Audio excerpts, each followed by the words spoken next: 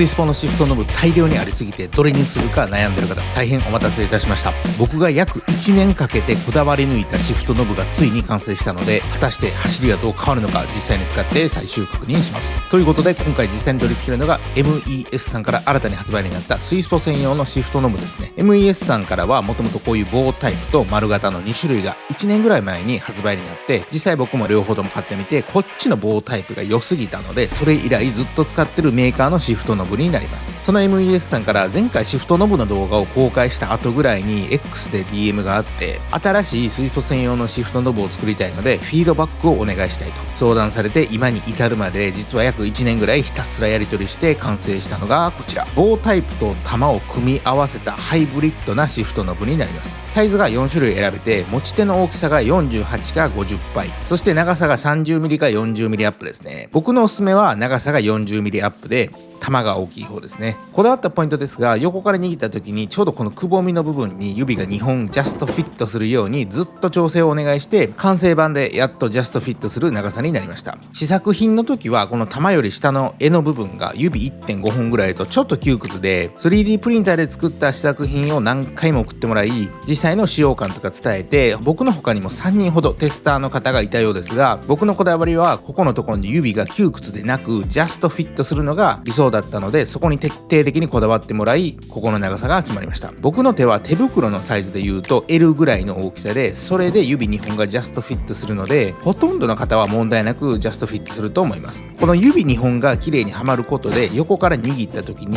手のひら全体で握り込むことができるようになりました。これまでの玉の場合、上から握るしか無理だったところ、少し上に長くなり、指がジャストフィットすることで見た目は玉の長い版ですが、棒タイプとしても使えるハイブリッドタイプ。この形のおかげで、例えば1足から2足にギア入れるときは上から握って入れて、3から4に入れるときに横から握ってシフトチェンジすると結構快適になりますね。もともと棒タイプが気に入ってずっと使ってるんですけど、やっぱりちょっと細いので、上から持つと手のひらのツボが押されてしまって少し痛いこともあったり、今回の玉と比べて細いので若干滑ったりしたので、それを完全に解消したハイブリッドモデルですね。鈴木純正のシフトノブと比べて 40mmも上に長くなるので、シフトノブとハンドルとの距離がさらに近づいて素早いシフト操作が可能になります。鈴木純正シフトノブから MES に付け替えるだけでもうギアがスコスコ入るようになってバリ気持ちよくなるので、無駄にシフトチェンジするようになります。それぐらい気持ちよくなります。またそれに追加で ARS から出てるショートシフターも、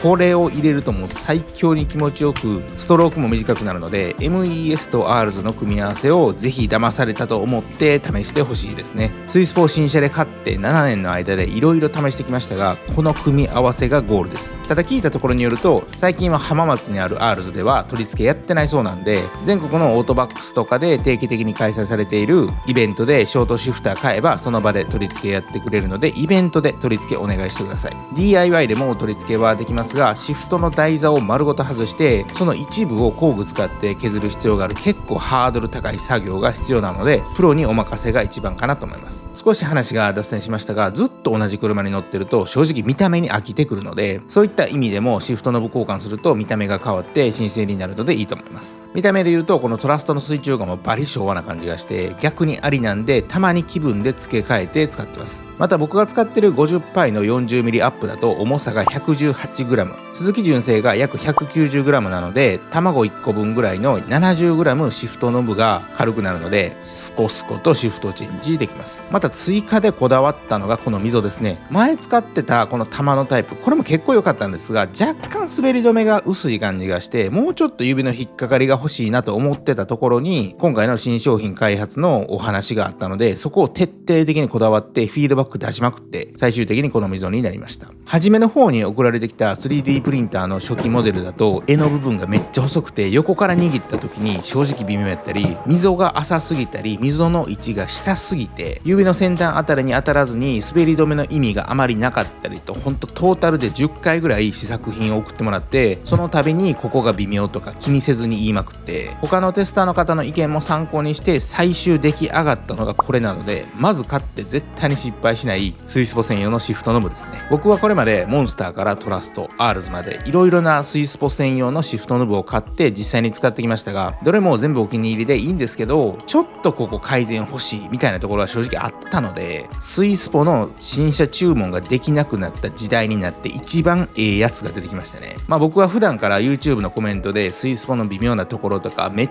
ちゃコメントをいただきまして、うざいコメントから素敵なコメントまで全て読んでまして、何が微妙か普通の人以上に把握してるので、もちろんそこもフィードバックに出して徹底的にこだわって作ってもらったものなので、間違いなくやつです。リバースギアに入れるときにレバーを上に上げるのも全く違和感ないので、スペーサー挟んだりする必要もないです。これからファイナルエディション納車の方、すでにスイスポ乗ってる方も、もしシフトノブどれにするか迷ってたら、とりあえず今回の最新ハイブリッドモデルをお勧めします。 Amazon のレビュー見てても、握り心地、操作感が素晴らしいとか、高さがちょうど良くて操作しやすい、究極のシフトノブなど、発売開始してからすぐなのにレビューが素晴らしくいいです。僕が約1年間フィードバックして微妙なところを徹底的に指摘して、他の方の意見も組んで最終的に製品版になったので、低評価がないのは当然なところもありますが、これまでの微妙なところ全部潰したので、どれにするか迷ってたらとりあえずこれ買っとけばまず間違いないですね。スイスポ新車で買って7年乗ってる僕が保証します。本当なら重いパターンも欲しかったところなんですが、やっぱり製造コストもあるので、今回はこの4種類ですが、もしコメント欄で重いのが欲しいってコメントが溢れ返れば、受注生産か予約制で作ってくれる可能性もあるかもなので、ぜひ皆さんコメントをお待ちしております。参考までに鈴木純正のシフトノブの外し方ですが、ホームセンターで売ってるこういうベルトレンチという工具を使ってゴムベルトを純正のシフトノブに巻きつけてひねれば外れます。ただこれ個体差があって、簡単に外れるものから何しても外れなくて、壊れるくらい全力で力入れて回さないと外れないものがあったりします。僕が初めて外した時もめっ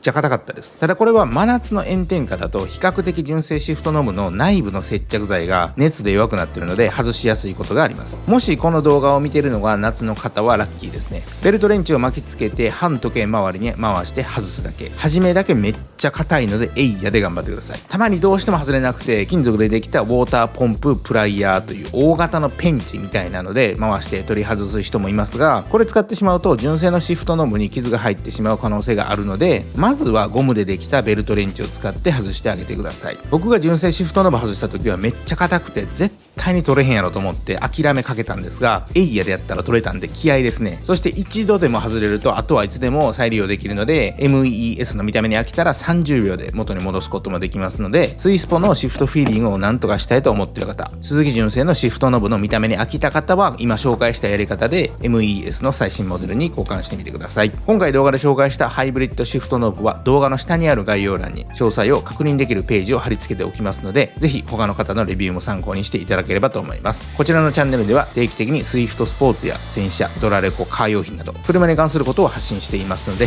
この動画が少しでも参考になったと思った方はぜひチャンネル登録お願いします。それでは今日はこの辺で、最後までご視聴いただきありがとうございました。